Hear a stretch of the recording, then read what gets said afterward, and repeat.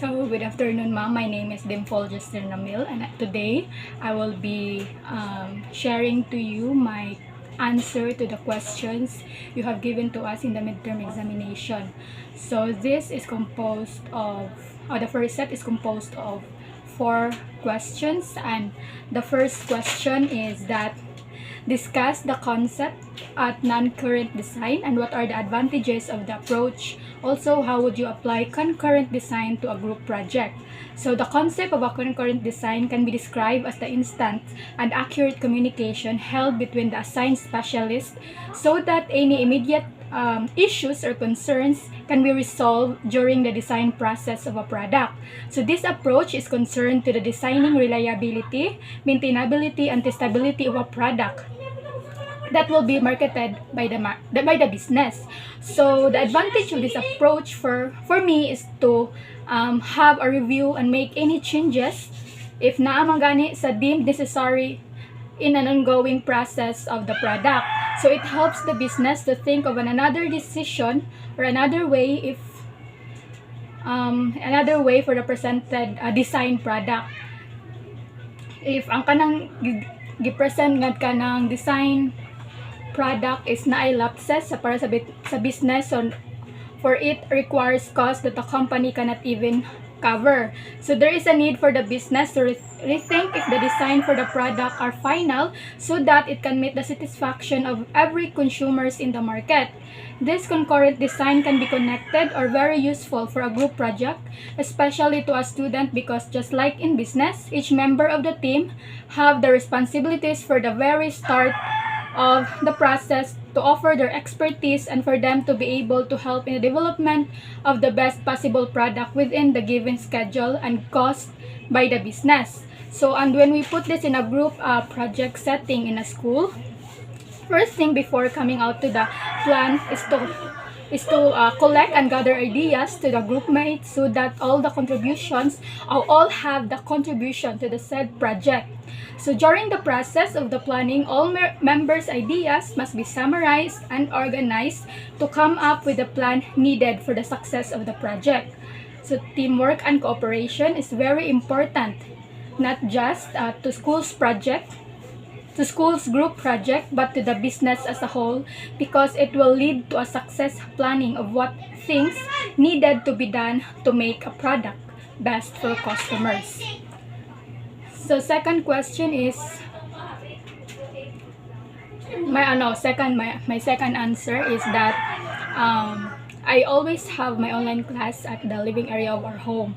So since the computer set is in there, so we can assure that noises are everywhere, and I have my younger brother playing anywhere, and I can say not just sometimes but all the time is kanang it makes me naka-disturb siya sa ko ang klase. So I can't really focus on my class because a certain people passes each time and they talk without tomorrow.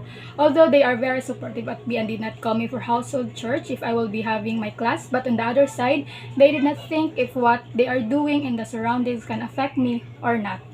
Also, my mobile phone is one big factor that can impede my ability to learn, because in all honesty, I am not that good when it comes to balancing my time. I always choose scrolling through my phone than listening to the teacher or studying the lessons.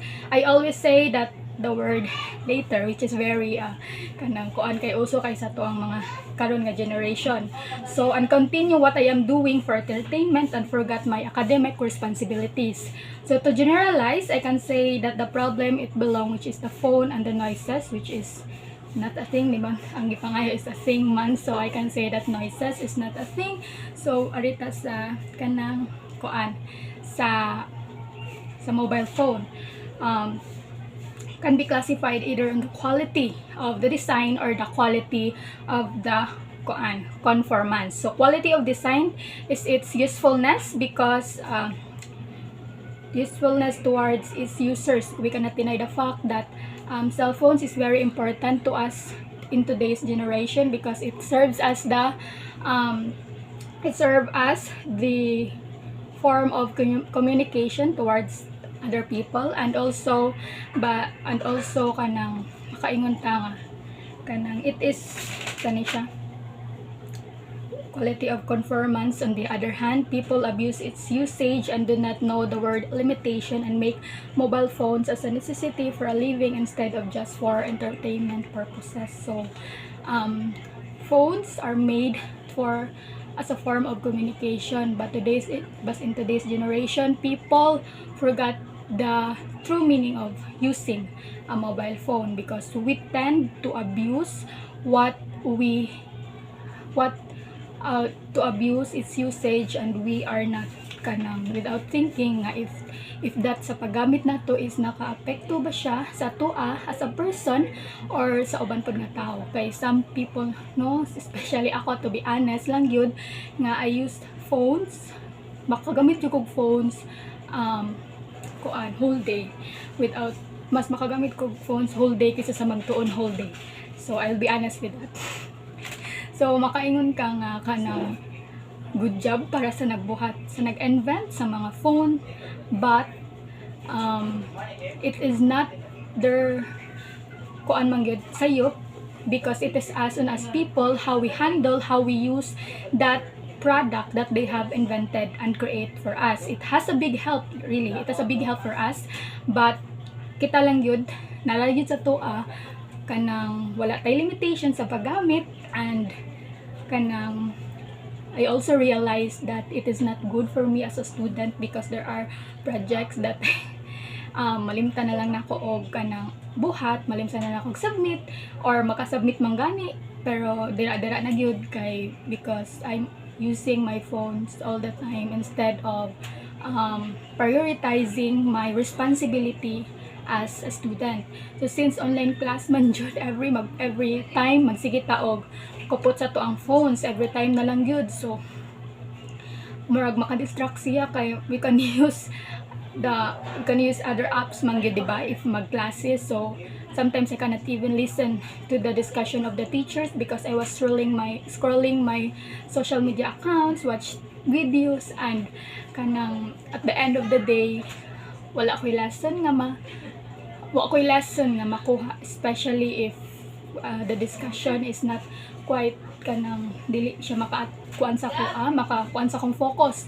Kay as a student manggod, makaingon ko nga mas maminaw ko sa usa ka subject if kanang murag makakatch sa akong attention, baka if dili gani okay social media. So murag nakawatch sa akong focus and murag dili na ko maka-learn niya after sa exam na gyud. If ara na sa exam proper na gyud, wala na nakatunan, maliya nag-scroll, ara na nun maga-time nga mag-scroll, bisag daghan pa kay time, or even makalisten lang gyud sa teacher unta, masisod gyud nato nga buhaton.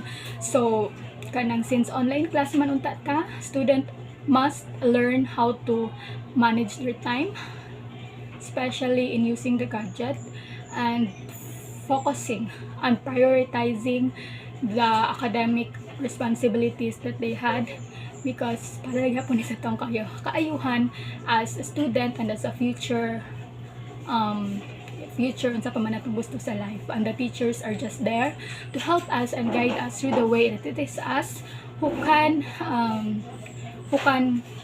kita ra gid sa tong kagalingon maka-help o asa kita pa do. So di ba, narana nato, and if dili nato buhaton ang unsay sakto, then wala kanang padungit ka ani sa kanang failure or unsa ba. So that's for my answer on number 2. So number 3 answer. So before we'll talk about the difference. So it is somewhat the difference between the quality management and the forecasting. So before we will talk about the difference between the forecasting and the quality management, let us first define what is the definition of the two. So when we say of forecasting, it is the predicting the future development of the business. So they must undergo forecasting because it will help their business for the possible trend or threats that may happen in the future. So without a forecasting, business will have the possibility of cannot be able to survive in a long run. So forecasting is an advantage for your end because you're overseeing the future trend that may your business may face through your business journey. So in my own opinion, a quality management is a management waste made by the company after having the forecasting. So a quality management for me can be done after predicting future trend or threats of your business. Or so to sum up, a forecasting improves the quality of a managerial planning. And when we quality of management, it is the planning for business thinking about the future actions in advance, while forecasting is the future performance based of past and present performance of the business. So in other words, to simplify, quality management is the final plan or ways made by the business after predicting certain future trend or future future threats or future trend of your business that kanang maka-improve for improvement. So forecasting is very important. Sige na kog sulti. Importante siya not just sa business, as a business sa kanang product, but also to the whole kuan, kay dira man mag-determine for the profit maximization of your business. If kamo ba is profitable ba ang imong business to the next kuan, if you are having that product, or there are any changes or the improvement for you as the owner or as the manager, for you to improve, so that you can meet the satisfaction by the customers. So sitawag ani, customers feedback is very important also for kanang forecasting, after making the forecasting, because it will somewhat help you decide where to improve, and where to kanang kuan nga mapanindot imong product, so that for your next kanang kuan, for the next years of your business, you can able to provide customers of what they need and what they expect. And of that certain forecasting, makaingon man ka nga kanang sunod nga kuan mas mudaghan ni diri, if dili gani nga mo na ka nga is the kanang, if ako abang product is profitable ana nga month, ana nga season, kay if dili, dapat magplano mo as a business on a certain ways on how you can manage the threats of yours. Kay mga tao man gyud is ang preference nato is maglailahi. Okay ha, ako as a consumer, maglailahi gyud ang ako ang kanang preference when it comes to my buying decision. So karon ganahan ko ani, pero abot na sa kanang time dili na ko ganahan. So sa sige man yung palit, makaingon ta manging anong inani nila hang ano inana ilaha. So makakuan ta nga if true predict ang mga business, predict sila nga ay inani nga panahon kuan na to ako sug atuas. So makakuan pod sila, maka-think pod sila kung unsay mga ways nga dapat nilang buhaton para mas munindot nga bisan og dili na wala makaingon ta, if dili na unta halinon ana nga mga month, makapalit yun ang mga thousands na improvement sa inyong product. Dili ra mo dapat stay o unsa na nasa inyo dapat businesses are open to any possibilities, to any kanang feedbacking or comments by the consumers, because consumers are the important factor for you to have, diba, para mahalinan, diba. Dapat maminaw mo sa iyong side, kay di man mo survive as a business if not because of the consumers who continue buying your product, and you must provide them with the best quality that they want, and and for them to be able to use that product of yours nga for a longer time, dili ra salig barato, dali ra maguba. So dapat maayon ang price sa imong quality sa imong product. Focus on serving people the best quality product, not just on the profit that you may get after the marketing your product. So last question is kanang the lessons nga na-acquire for this midterm examination. So I was so thankful having this subject, because it really helped me gain knowledge when it comes to the operations management. So I really wanted to become an operation manager in the future, and with the knowledge I acquire, it helps me to be prepared in the real life business settings. In the first 5 groups, I really learned a lot just not just from the group explaining their topic, but to the teacher as well, who shared her experience as a professional in this field. So I learned how it is important to have a planning before or creating the process, because it will somewhat help you in deciding what it needs to be done or to be put in order to come up with a possible product. So we're also taught about forecasting, we are taught about the product design, the quality design, or for the facility layout, the selection process. So with that all, I will generalize lang my learnings. After operations management is very important for the business, to know how to produce smoothly, how to have their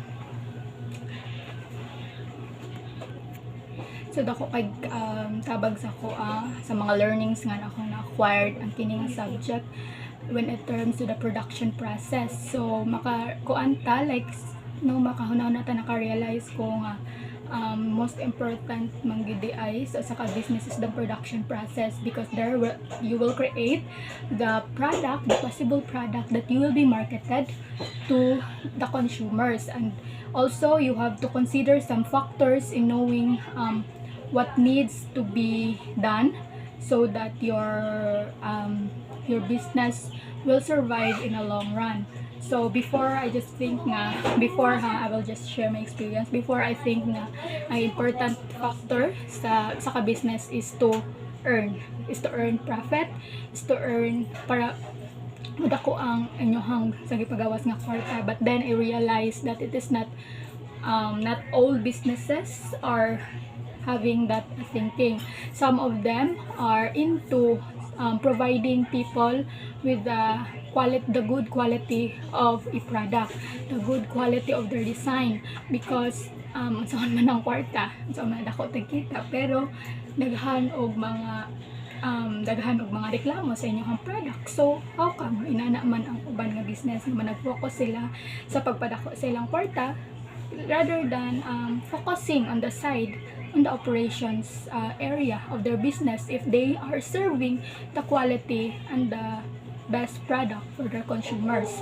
So with the learnings like the management ways, the forecasting, how it helped me to be prepared in the future of which path I will be taking.